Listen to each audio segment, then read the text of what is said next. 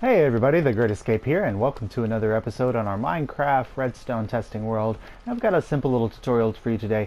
If you were watching my last Let's Play, you saw that I discovered a zombie spawner, and I'm definitely going to use that to create an XP farm and things like that so I can repair my elytra or whatever. Because they are a little bit more efficient than a standard spawner because they will just kick out mobs forever and ever and ever and ever and ever. I just want to kind of show you the design that I'm going to be using on that world and kind of walk you through the tutorial for how to build it, because it's fairly simple and requires, I think, like, let's see, you need a single hopper, unless you want to build a fancy storage system, you know, a couple chests. We'll need, like, let's see, preferably packed ice, but you could get away with regular ice, but maybe like 5 pieces or 6 pieces of packed ice, some water buckets,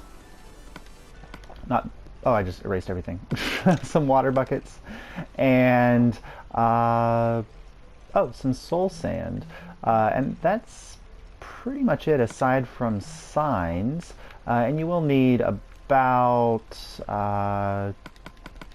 let's say, 19 plus 1, 2, like, maybe, a stack and a half of signs, and that'll cover it for you. And that's pretty much all you're going to need to build this farm. So it's not super resource heavy, and it's not super... I don't even know, like words. It's not super resource heavy, and it's not super difficult to build. It's just a matter of digging some things out and measuring some things, and you'll do that. But you'll notice I've got a bunch of skellies here, and I'm just getting thrown off because of entity craning. But a bunch of skellies here, and they're still spawning and dropping in. So even though they've reached max capacity here, I haven't killed any. They're just dying naturally because of entity cramming. They're still spawning over there and getting kicked into the system. So even at this distance, you can see the spawns happening. I can stand here with my diamond sword, preferably with looting, and just boom, boom, boom.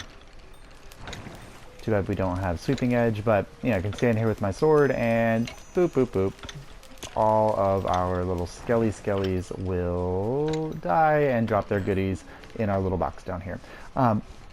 But let me go ahead and get into tutorial mode for you, and I'm actually going to pop over into a copy of my Let's Play world so you can kind of see what this would look like in well, not what it would look like, but how to actually dig out the actual space.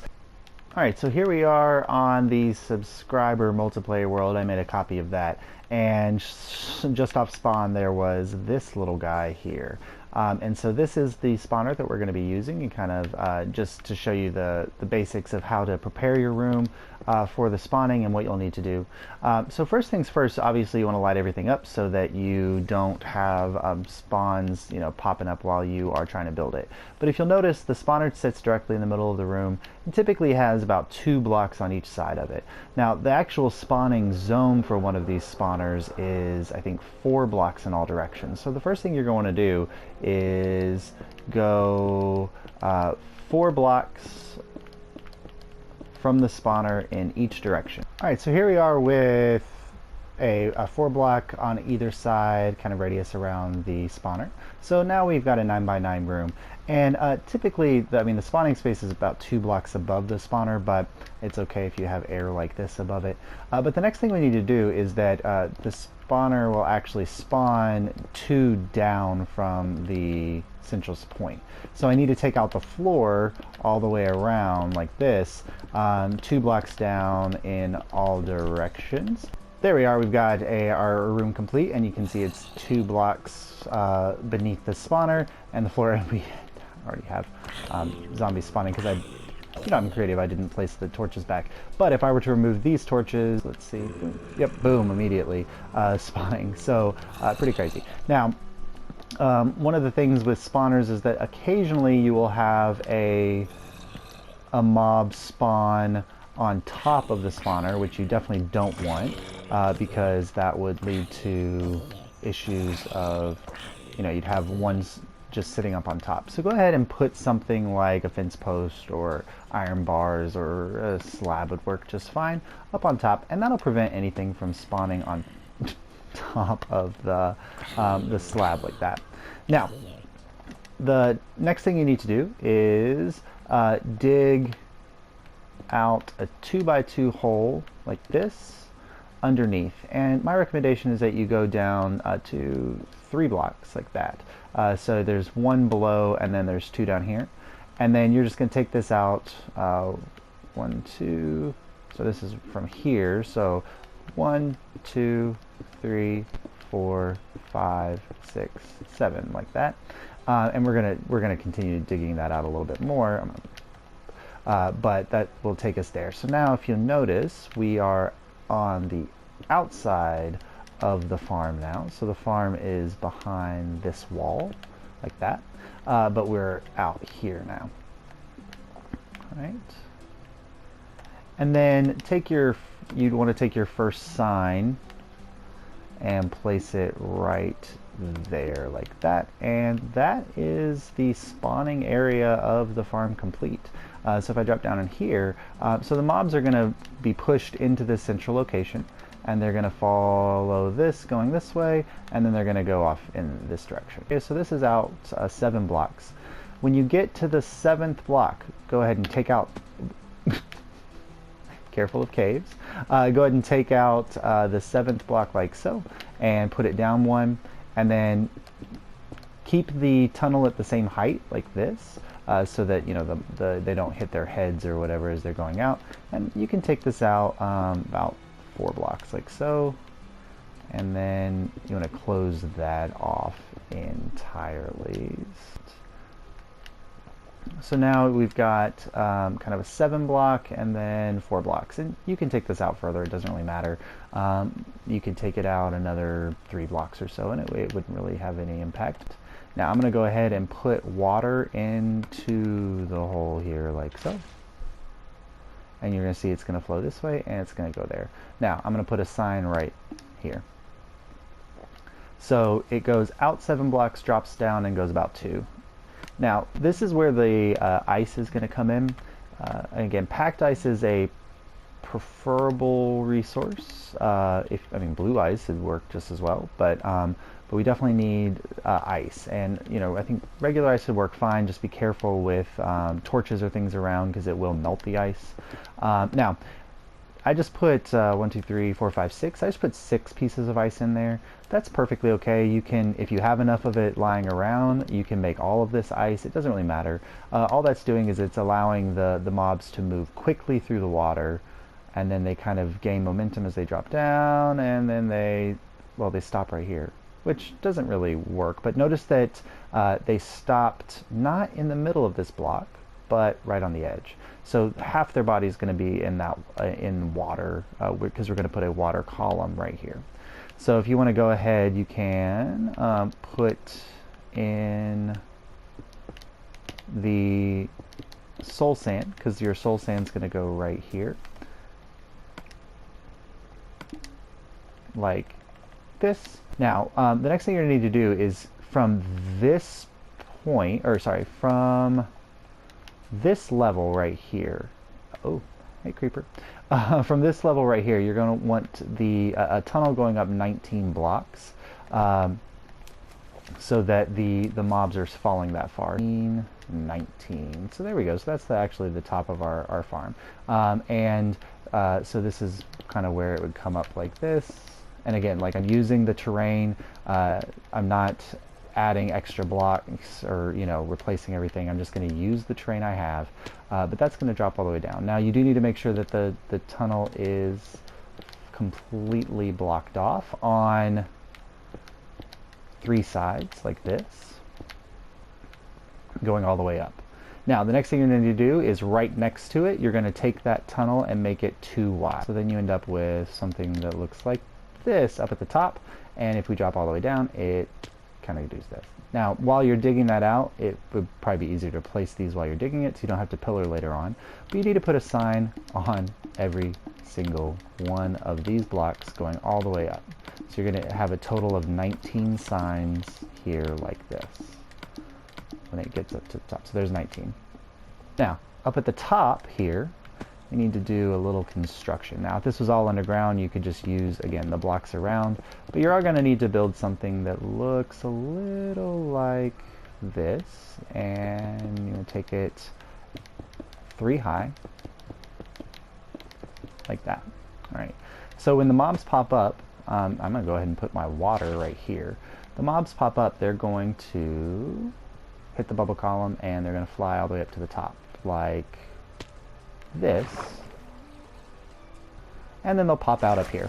Now we want them to move this direction back towards the spawner, because if I come down here, the spawner is that way. So we want them to move back towards the spawner. So the next thing we need to do is pop a sign right here, like that, and a sign.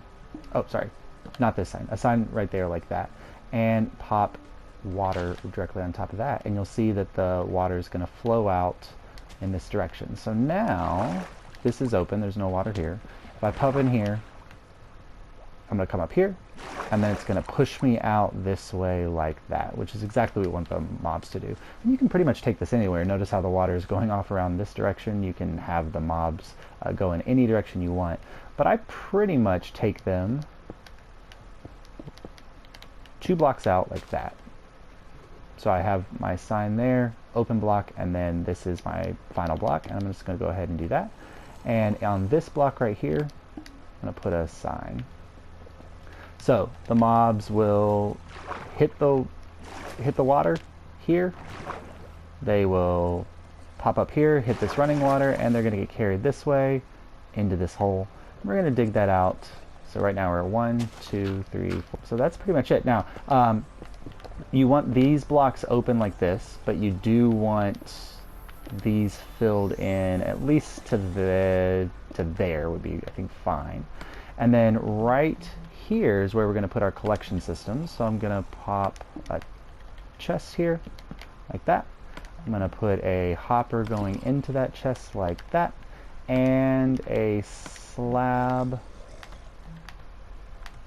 going on to the top of the hopper like so, and then if you put a slab there.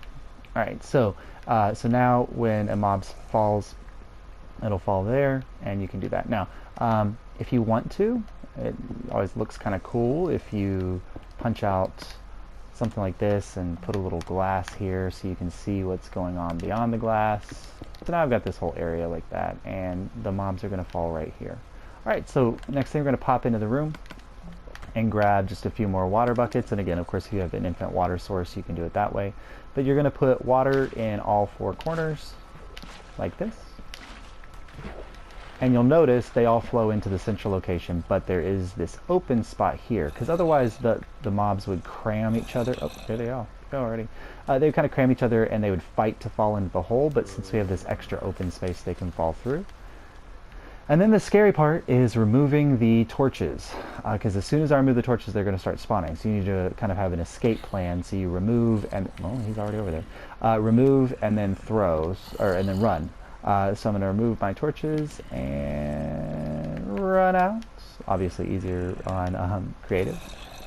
Oh, sorry, this torch down here is unnecessary. I just put it there. So now I've got, let's go ahead and do it this way. Oh, the sun is up there, isn't it? So yeah, so you want to make sure that everything's covered so that they're not going to die from sun exposure or anything like that.